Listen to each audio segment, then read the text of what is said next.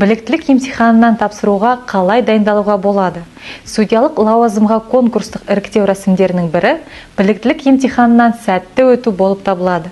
Біз оны сәтті тапсыруға қалай дайындалуға болатынын айтамыз. Емтиханның әр кезеңіне дайындалу үшін жоғары сот кеңесімен тиісті әдістемелік ұсынымдар әзірленген.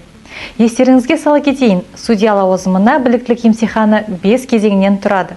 Заңнаманы білуге арналған компьютерлік тестілеу, жазбаша эссе, кейстік тапсырмаларды орындау, психологиялық тестілеу, жоғары сот кеңесінің жанындағы біліктілік комиссия мүшелерімен әңгімелесу. Бірінші кезең компьютерлік тестілеу құқықтың 9 саласын қамтиды. Заңнаманы білуге арналған 100 сұрақтан тұрады.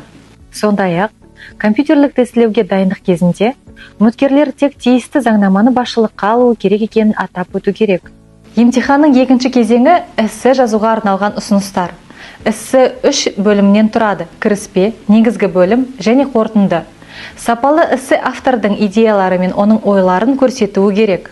Эссе жазу үміткердің проблемалық мәселелерді анықтауы және талдауы, оның сыни ойлауын және креативтілігін, өз көзқарасын дәлелдеуді, мәселені шешу жолдарын анықтауды, стратегиялық және бағдарламалық құжаттарды білуді, грамматикалық және лексика білімін, ойды жеткізе білуін тексеруге арналған.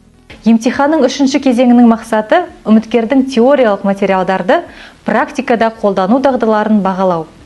Кейс тапсырмаларын бағалау кезінде кеңес келесі критерийлерге назар аударады: құқықтық қатынастарға қатысушылардың заң нормаларын сақтауын немесе бұзуын дұрыс анықтай білу, олардың әрекетіне немесе әрекетсіздігіне баға беру, заңды жауапкершіліктің түрін айқындау, ойларды нақты тұжырымдай білу, белгіленген стандарттарға сәйкес сот актісінің жобасын дұрыс жасау, дәлелді база мен нормаларды пайдалана отырып, қойылған сұрақтарға дұрыс, дәлелді, толық жауап беру.